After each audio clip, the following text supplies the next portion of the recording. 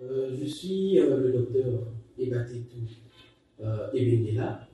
Je suis médecin du travail, spécialiste en santé et sécurité au travail.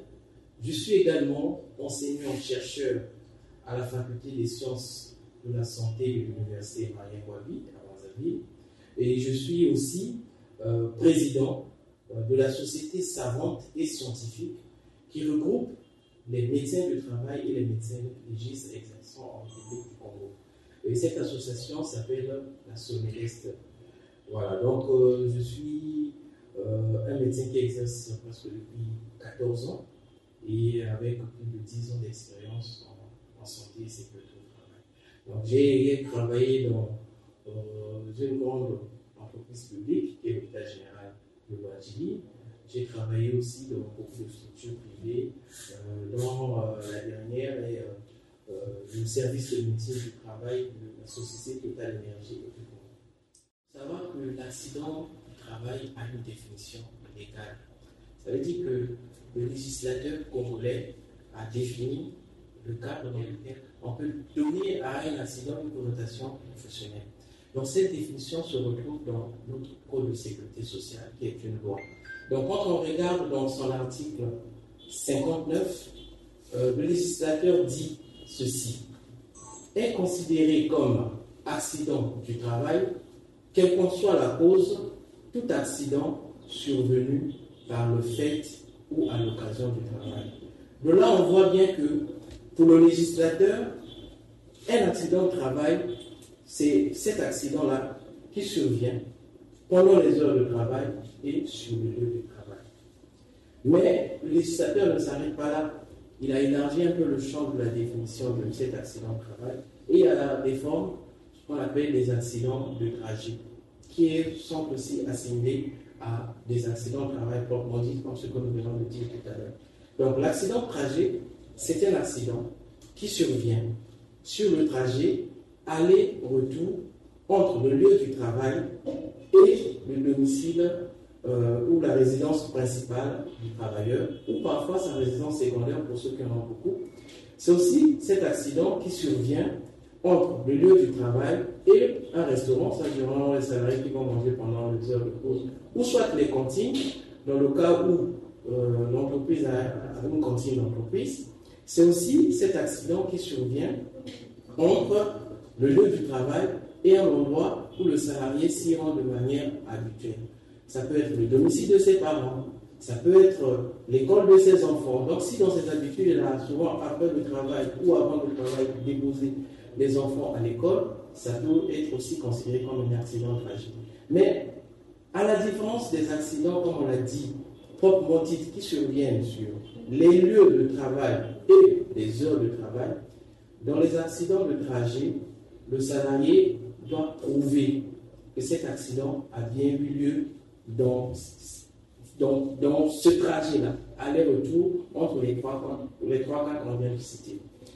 Après, un autre type d'accident du travail, c'est tout accident qui survient pendant que le salarié est en mission de service. C'est-à-dire que quand quelqu'un est en mission sous la couverture de son employé, toute maladie ou tout accident qui peut arriver est considéré aussi comme étant un accident de travail.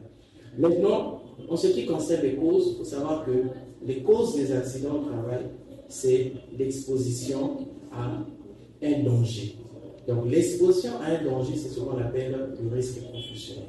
Donc, une victime d'un accident du travail, c'est un salarié qui a été exposé à un danger de manière soudaine. Généralement, on s'y attend par l'accident, on s'y attend. C'est-à-dire quand on prend le bus le matin pour venir au travail, on ne s'attend pas que ce bus-là peut faire un accident de la route. Donc, dans le danger, en milieu professionnel, il y a 5 grandes familles. On a les dangers physiques, on a les dangers chimiques, les dangers biologiques, les dangers ergonomiques et enfin les dangers, ce qu'on appelle les risques psychosociaux. Donc, on a le fait qu'un salarié soit exposé de manière brutale, soudaine, inattendue vis-à-vis de ces dangers et que derrière, il y a une lésion corporelle ou parfois même une lésion psychologique, c'est là où on parle des risques psychosociaux, c'est dans ce cas-là qu'on a ce qu'on appelle un accident du travail. Voilà, la maladie professionnelle, au fait, le législateur l'a définit à peu près dans le même sens qu'un accident. Quand on regarde dans le code de sécurité sociale, on n'a pas une définition proprement dite de la maladie professionnelle.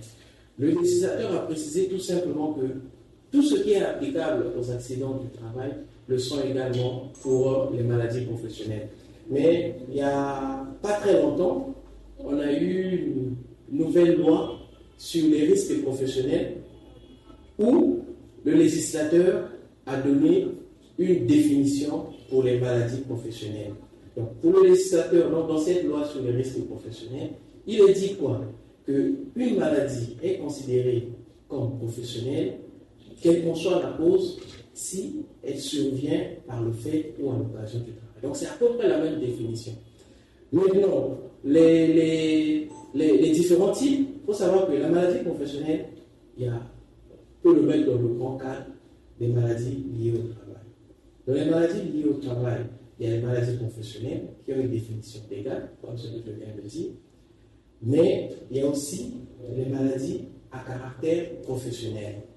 Maintenant, si on doit faire la différence entre ces deux, il y a les maladies professionnelles, généralement parce que derrière, on pense à l'indemnisation. Donc, dans notre littérature, si on veut être plus précis, on dit souvent maladie professionnelle indemnisable. Parce que derrière, le salarié victime doit s'attendre à ce que ça soit réparé. Maintenant, on a les maladies à caractère professionnel qui arrivent presque dans les mêmes conditions qu'une maladie professionnelle indemnisable, mais la différence ici, c'est que le législateur ne le repart pas, c'est-à-dire que derrière, il n'y a pas une indemnisation. Maintenant, la question qu'on se pose, c'est pourquoi dans certains cas, il y a eu une indemnisation, pourquoi dans d'autres, il n'y en a pas. Le législateur, pour réparer une maladie professionnelle, donc indemniser, payer le salarié, puisque on sait que nous tous, les travailleurs, il y a un risque que nous payons. Généralement, quand on travaille, chaque fin du mois, on nous prélève une partie de notre salaire.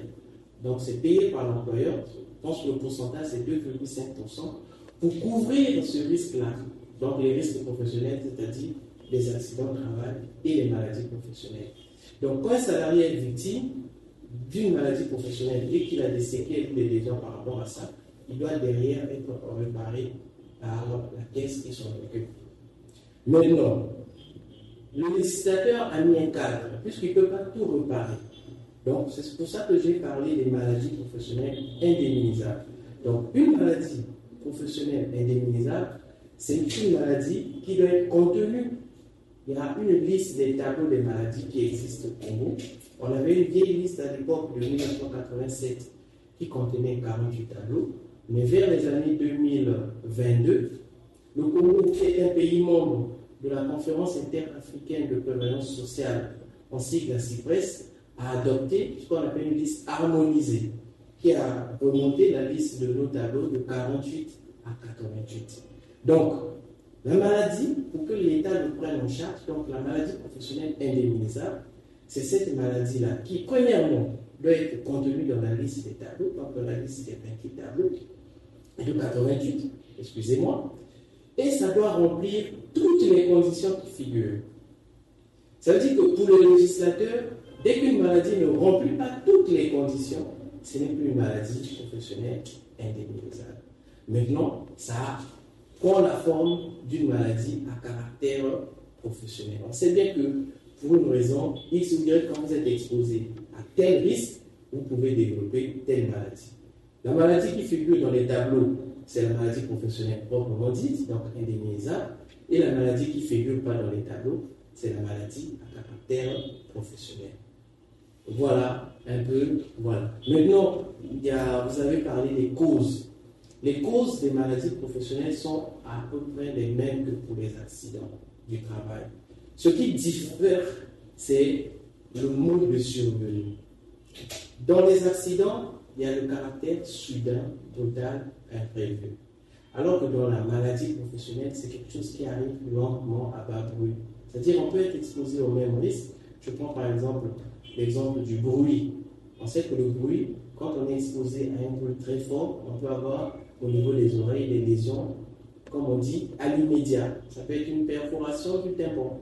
Le même bruit peut aussi être responsable d'une surdité professionnelle. Donc le tympan qui est perforé, c'est toujours le bruit comme exposition, donc danger.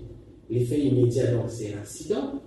Maintenant, la surdité professionnelle qui va arriver ou s'étaler sur plusieurs mois, plusieurs années, ça sera maintenant une maladie professionnelle. La procédure à suivre, de mon expérience, j'ai remarqué que ce soit les salariés, les employeurs, beaucoup de gens ne connaissent pas la procédure. Mais il y a un dicton qui dit que nul n'est censé ignorer la loi. Le législateur, quand on prend l'article 59 dans le Code de sécurité sociale, je ne sais pas, jusqu'à 114, quelque chose comme ça, où on parle des risques professionnels, le législateur a tout prévu. En fait, toute la procédure est décrite. La procédure pour arriver à la réparation d'une maladie professionnelle commence d'abord par la déclaration. Parce que si vous ne déclarez pas, celui qui est censé vous indemniser, vous réparer, ne saura rien. Donc, il y a d'abord la déclaration, le début de la procédure, que ce soit dans l'accident ou dans la maladie. Ça veut dire qu'il faut qu'il y ait un médecin qui fasse un constat.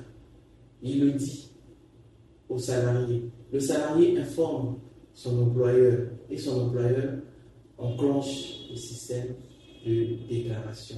Donc, ça va partir de la déclaration, de la reconnaissance et enfin la dernière procédure, c'est la réparation ou l'indemnisation. Ça peut être en nature, ça peut être des soins, comme ça peut être en argent. Donc on va vous payer quelque chose, soit des indemnités journalières ou soit une rente en fonction de votre état de santé.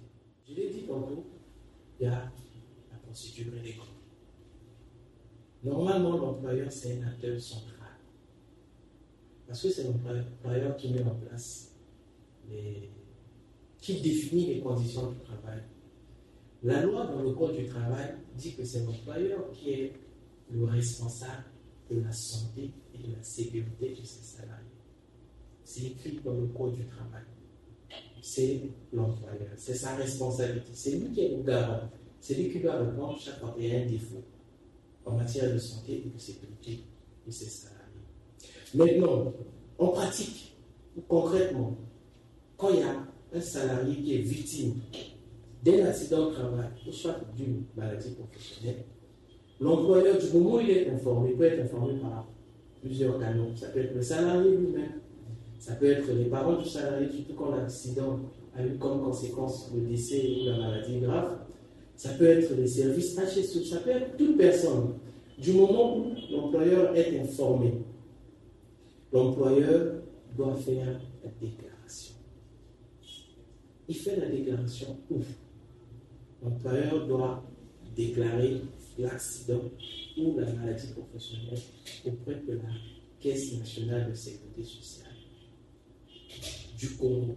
Parce que la CNSS, jusqu'à l'heure actuelle, reste le seul organisme réparateur des risques professionnels, notamment des accidents de travail et des maladies professionnelles. Donc là, on vient maintenant, est-ce que le salarié est immatriculé? Vous voyez, même dans les responsabilités, déjà, ça veut dire que l'employeur doit d'abord immatriculer ses salariés auprès de la CNSS. Parce que c'est que le risque professionnel, on ne peut pas l'éviter. Du fait que du moment où on travaille, déjà on est exposé à risque. Même nous, là, on est déjà exposé à un risque quelconque. Le fauteuil peut représenter un danger. Donc il y a beaucoup de choses. Donc l'employeur a un rôle dans la déclaration, premièrement. La loi dit que du moment où l'employeur est informé que tel salarié est victime d'un accident de travail, ou soit un médecin a constaté qu'il y a une maladie professionnelle, l'employeur doit faire la déclaration auprès de la caisse qui répare, donc la CNSS. Mais l'employeur ne s'arrête pas là. L'employeur aussi a une responsabilité en termes de prise en charge sanitaire. La loi oblige l'employeur à prendre en charge les premiers soins. C'est-à-dire le jour de l'accident, c'est l'employeur qui doit prendre en charge les soins du salarié. Soit pour les grandes entreprises qui ont leur propre centre de santé, il le refaire là-bas ou il va aller directement. Ou soit, il le refaire, lui, peut-être avec un bon prise en charge, vers un hôpital. Il faut déjà, ça c'est faire comprendre peut-être à ceux qui vont nous regarder, qu'en matière de risque professionnel, le salarié n'est censé dépenser aucun franc. Tout est pris en charge, soit par l'employeur, soit par la caisse qui doit réparer. Dans notre cas d'espèce, c'est la CNCS. Après, la responsabilité de l'employeur ne va pas s'arrêter là. Donc, il déclare, il prend en charge, mais c'est lui aussi qui est censé assurer le salaire du jour de l'accident.